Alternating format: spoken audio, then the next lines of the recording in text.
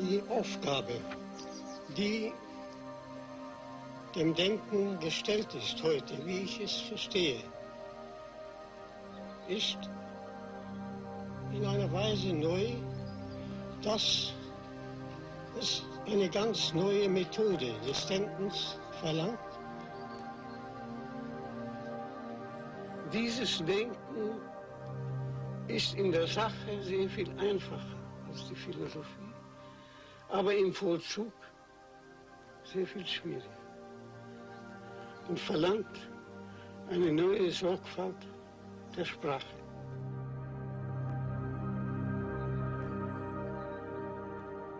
The renowned philosopher Martin Heidegger lived for the whole of his life in the Black Forest area of southern Germany. He looked, talked, and often acted like a typical German farmer, but he thought like nobody else alive. The moment one reads Heidegger, life is different afterwards.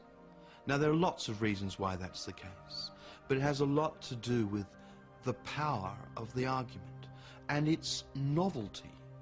The "I can't imagine ever having thought that before" feeling. It just changes the way you view philosophy. As you get into it, it can become indispensable to one's own feeling of how thinking gets itself done.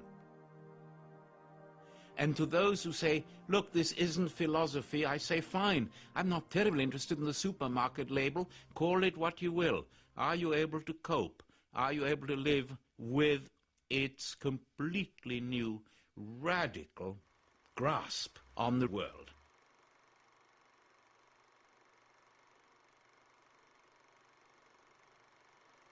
More critical commentaries have been devoted to Heidegger than to any other philosopher apart from Aristotle. He is undoubtedly one of the most important figures in the history of 20th century thought. But not everyone. 2 decades after his death in 1976, he is widely revered, but what sort of man was Martin Heidegger? How did he come to a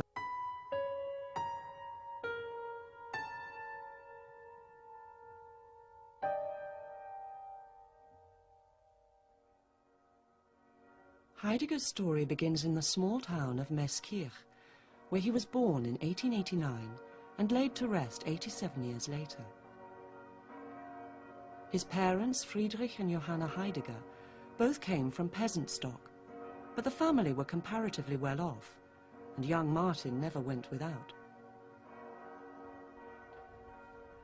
His father was employed as a sexton at the small town's surprisingly grand Catholic church, and religious observance played a major part in his early life. He served as an altar boy and seems to have decided before the age of 10 that he wanted to become a priest. He was small in stature as a child, but the power of his personality was apparent even then. Hans-Georg Gadamer, a student of Heidegger's during the 1920s, discovered as much when he visited Meßkirch towards the end of that decade to find out more about his tutor's early life. 70 years later, at the age of 98, Professor Gadamer, now a world-famous philosopher in his own right, remembers the visit well. Ich fragte also einen alten Mann auf der Straße. Sagen Sie mal, wie war denn eigentlich der Professor Heidegger? Den kannten Sie doch sicher als Kind. Den Martin? Ja, natürlich kannte ich den. Na, wie war er denn? Tja, wer soll man da sagen? Er war der Kleinste, er war der Schwächste, er war der Unruhigste, Unbrauchbarste von allen. Aber er hat uns alle kommandiert. Also was da so aus einer Ausstrahlung eines solchen Knaben zu spüren ist. Ich habe es dann später oft genug gemerkt, wie auch natürlich, wie schwer es ist, wenn jemand eine solche Ausstrahlungsmacht hat, sie nicht am falschen Gegenstand zu betätigen.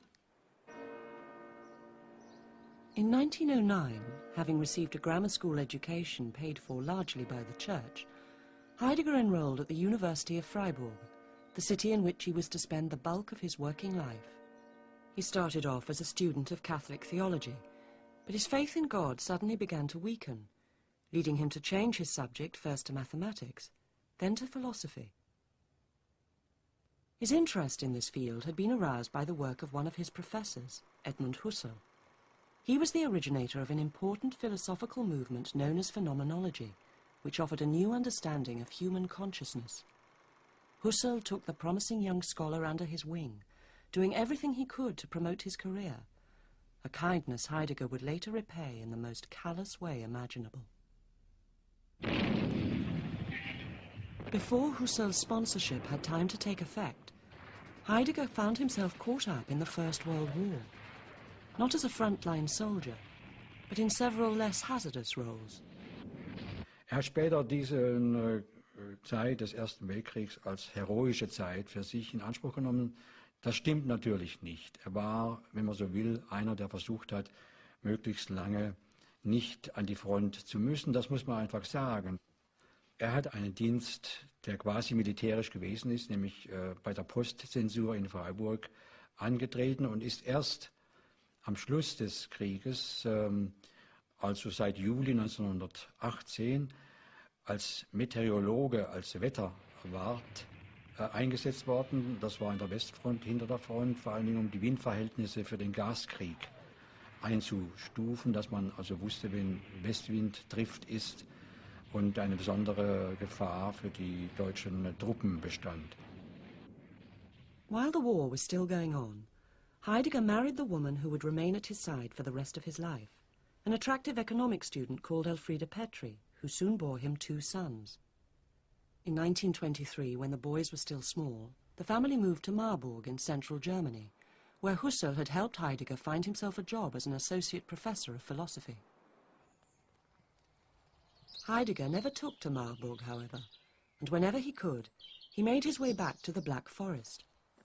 His destination was a simple wooden hut he'd had specially constructed for himself on the slopes of a mountain called Totnaberg. This was to be his spiritual home for the rest of his life, somewhere he could always find the solitude he needed for his work. The family spent time here as well, though, and it's a place to which Heidegger's younger son Hermann remains deeply attached.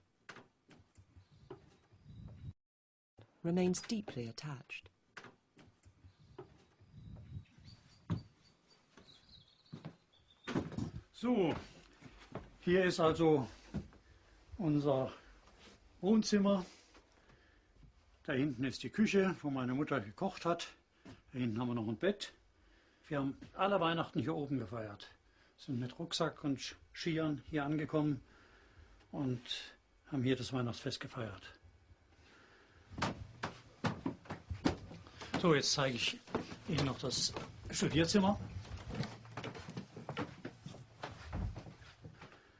Das ist also das Studierzimmer, wo mein Vater viele Sachen geschrieben hat.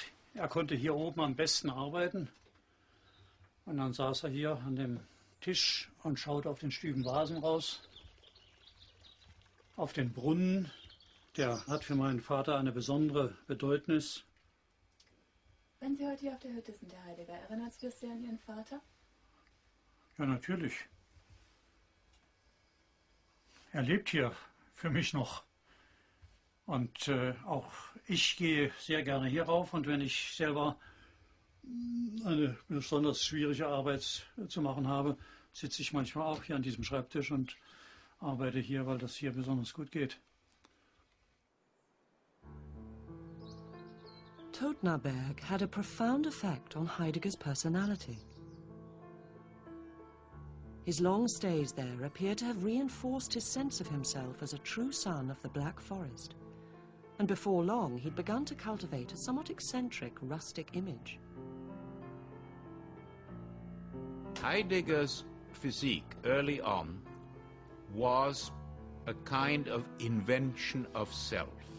the insistence on peasant-style clothes, the Black Forest way of speaking, chopping his own wood, his lonely hut high up in the hills at Totnauberg.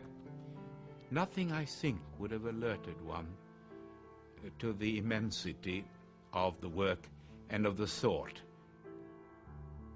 Hans-Jorge Gadamer is one of the few people outside the philosopher's immediate family to have visited him at the hut. He vividly recalls Heidegger's curious manner and appearance, but he also remembers something else. Sah mehr so ein bisschen wie so ein, naja, so halber Monteur oder sowas aus, Handwerker oder sowas. Aber die Augen, da sah ich, da war Fantasie nur in einem ganz anderen Grade, als wie etwa bei Husserl oder den anderen großen Namen, Natop, die ich so kannte. During the early 1920s, having broken decisively with the Catholic Church, Heidegger also began to distance himself from his mentor, Edmund Husserl. Whereas Husserl was intent on illuminating the innermost workings of the mind, Heidegger became convinced that what thinkers like himself should really be addressing was the ordinary person's everyday experience of the world. This conviction led him to write what is generally regarded as his masterpiece, the dense, evocative, strangely worded text known as Sein und Zeit, or to use its English title, Being and Time. This work is a tour de force of philosophical writing. One can't help in reading it to be simply amazed and astounded. It also, viewed historically, was the moment in which phenomenology, that which hitherto had been the dominant philosophical mode of thinking, was called into question, but called into question in such a radical way that it became almost impossible to go back to phenomenology and continue with it. At the heart of Being and Time, and therefore of Heidegger's philosophy as a whole, is one deceptively simple question. What is really meant by the verb to be? We all think we understand what we mean when we say that someone or something is. But do we? Or are we, as Heidegger thought, letting the familiarity of the word itself blind us to what is really the greatest mystery of all? Do we, in our time, have an answer to the question of what we really mean by the word being? Not at all. But are we nowadays even perplexed at our inability to understand the expression being? Not at all. Our aim in the following treatise is to work out the question of the meaning of being, and to do so concretely. Our provisional aim is the interpretation of time as the possible horizon for any understanding whatsoever of being.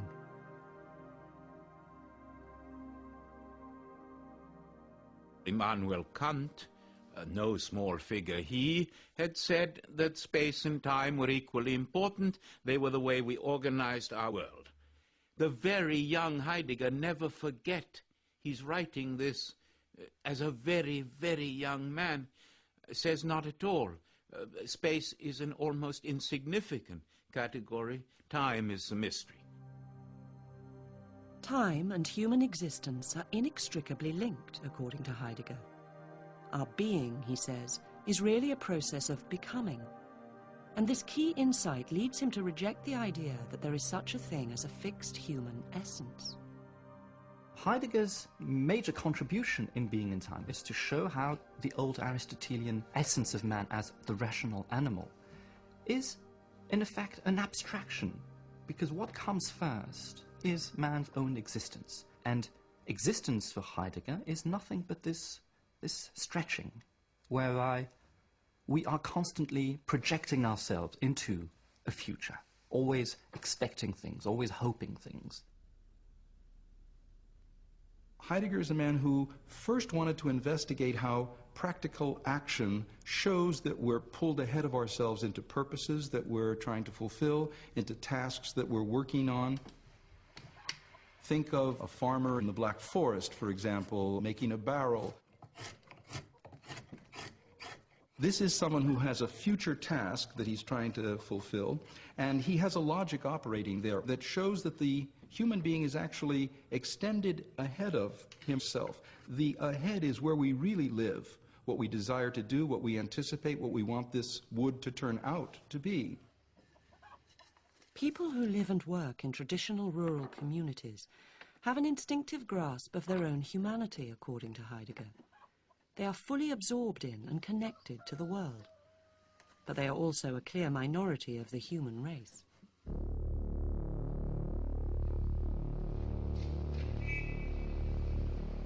Heidegger argues that most of us, especially those who live in big modern cities, tend to lose touch with our individuality. Forced to conform to patterns of mass behavior, we experience strong feelings of anxiety, he says, and end up leading what he calls inauthentic lives. Most of us live what he called a life of one. One is one does this, one thinks that, one moves in this way. And he's saying to you, no, the I is not one. And this was, in the 1920s, sheer breathtaking prophecy before the great mass market detergence of standardized life and death which has swept over us. The consumerism even of our deaths, they don't belong to us anymore. And he gave the great warning. He said, as this soap powder spreads over the planet, over the universe, it will be almost impossible for you to be you and not just one. Being and Time was to make Heidegger's name once and for all. But before it was even published, he started to be spoken of as an original and explosive thinker. Drawing on his unpublished theories, he gave a series of brilliant lectures at Marburg University, which had a huge impact on all those who heard them. One young woman in particular found herself overwhelmed. She was Hannah Arendt, a talented and beautiful Jewish student who would later achieve world fame as a commentator on the evils of Nazism. Arendt became a pupil of Heidegger's in 1924. He was immediately struck by her, and before long they had embarked on a brief but passionate affair. She knew that she was with a man who had a reputation in German intellectual circles for being, she sometimes later put it, a secret king of philosophy. But she was also very remarkable, and both of them seem to have conceptualized this relationship as a mystical event, and she remained loyal to it because it had been so formative. Because it had been so formative.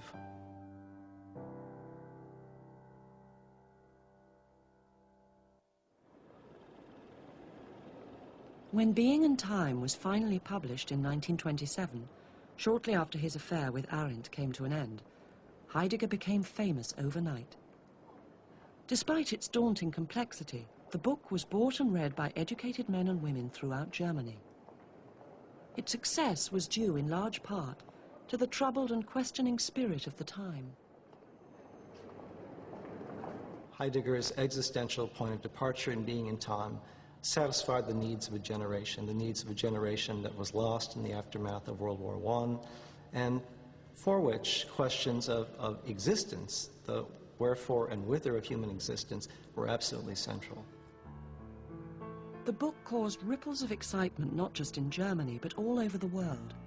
And in 1928, Heidegger returned in triumph to Freiburg University, taking over the chair of philosophy left vacant by the retirement of Edmund Husserl. At the relatively young age of 39, he had suddenly acquired the status of a major philosopher. But within a few years, he would tarnish his reputation forever by embarking on a calamitous political adventure.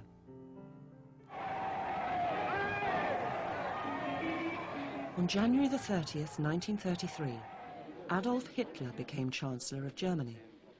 He immediately launched a process of restructuring designed to eliminate so-called non-Aryans from public office and clamp down on all forms of dissent. Towards the end of April, after the rector of Freiburg University had resigned in protest at these measures, Heidegger astonished almost everyone who knew him by allowing his name to be put forward in the ballot to elect a successor.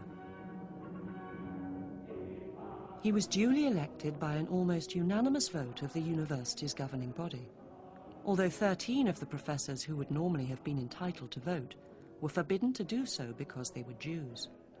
Chastened by his ill-fated dalliance with worldly affairs, Heidegger returned to the life of the mind.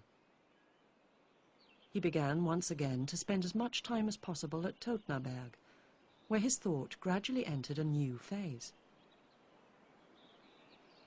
The move from the period of the rectorate into the 40s and 50s, all the way to his death, is a move to poetry and to language in particular as the space, the place where one should look at one's relation to being and to history as a whole.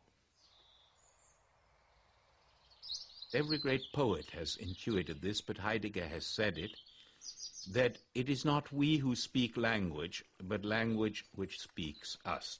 It structures our world. It structures our sense of time, of identity, of human relations, of love, of violence, and so on.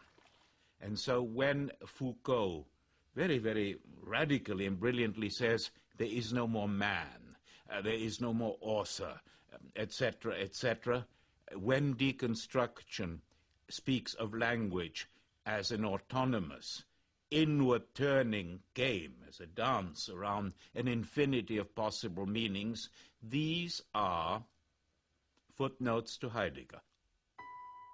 From the collapse of his rectorship till the end of the war, Heidegger took no further part in public affairs. But official records recently discovered in Berlin show that he remained a member of the Nazi Party until the day it ceased to exist, a fact few people realized, even at the time.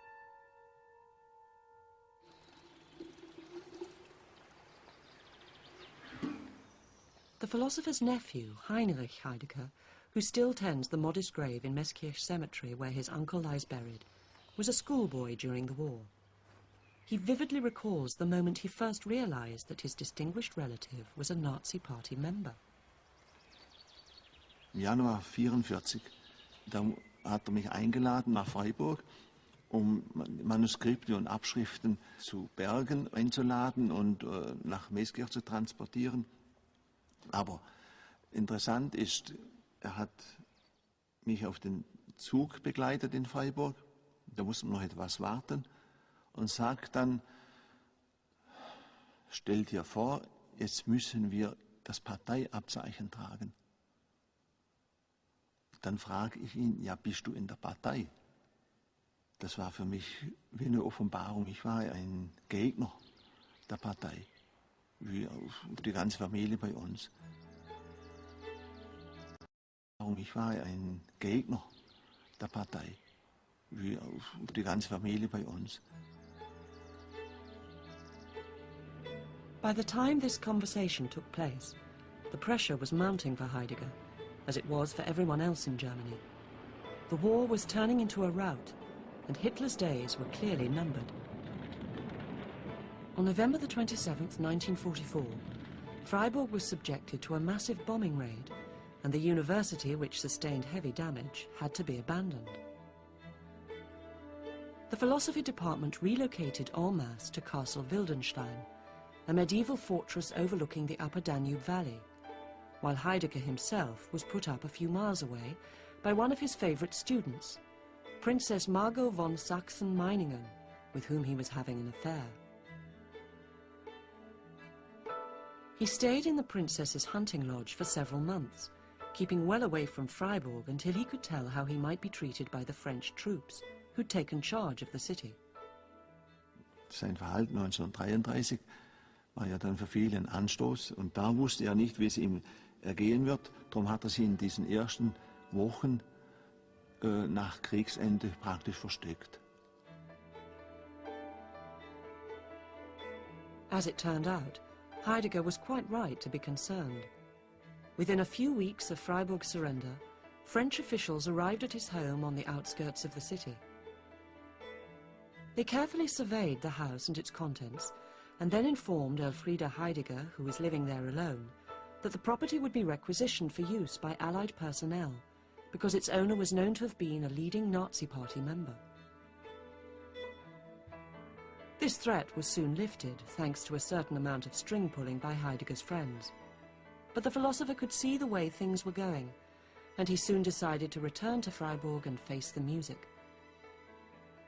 Herr Dr. Heidegger, Sie wurden am 21. April 1933 zum Rektor der Universität. He duly appeared in front of a special denazification commission, composed of members of the university faculty who'd been opposed to the Nazi regime. Stehen Sie zu dieser Aussage? Diese Fragen sind nicht fair. He was subjected to rigorous questioning, but he put up a spirited defense to all the accusations leveled at him, and the proceedings dragged on for several months without any firm conclusions emerging. Eventually, to try to resolve matters once and for all, the commission members wrote to a former colleague of Heidegger's, the respected philosopher Karl Jaspers, asking what course of action he would recommend. Jaspers replied that Heidegger's unfree and dictatorial mode of thinking meant he should be banned from teaching for 5 years, and this is precisely what the French military authorities eventually decreed. The true effect their action had on him has only recently become clear. Heidegger hat selbst ja einem Biografen gesagt, er sei zusammengebrochen im Zuge dieser ganzen Untersuchungen. Er stellt das aber in einer Weise dar, die nicht haltbar ist. Er ist in der Tat zusammengebrochen, er war suizidgefährdet, ist gerettet worden und hat dann einen mehrmonatigen Aufenthalt antreten können, mit Hilfe seines väterlichen Freundes, des Erzbischofs Konrad Gröber aus Meßkirch, der ja für ihn wichtig gewesen ist von Anfang an, konnte er dort in einem Sanatorium wieder geheilt werden. Heidegger was now at his lowest ebb, and yet within a few years he would stage a remarkable recovery. Almost as soon as the war ended, he began to be cited as a key intellectual influence by several up-and-coming philosophers, most notably Jean-Paul Sartre, whose book Being and Nothingness was conceived as a companion piece to Heidegger's Being and Time.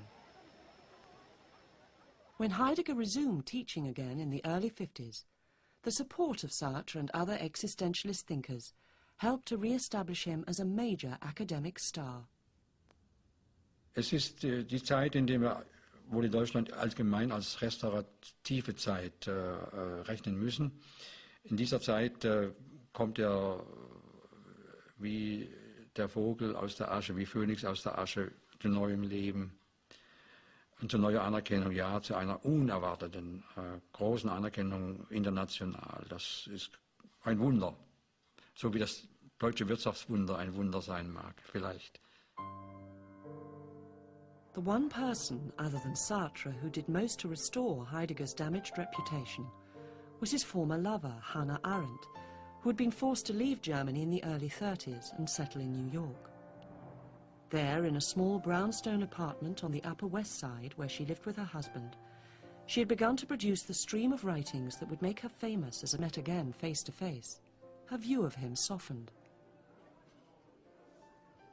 The meeting took place in Freiburg on the 7th of February 1950. Arendt was visiting the city in connection with work she was carrying out on behalf of a special body set up to recover Jewish property stolen by the Nazis. She sent Heidegger a note telling him of her arrival, and that evening he visited her in her hotel. He memorialized the meeting with a poem, and she said that conversation took up as though no time had intervened. So I think you can see that this relationship existed on another plane, as far as both of them were concerned, than the worldly one in which the hotel was situated. She reports that he is contrite about his involvement with the Nazis, but not in any very knowing way, that he doesn't really understand himself, and he doesn't understand the significance of what he's done.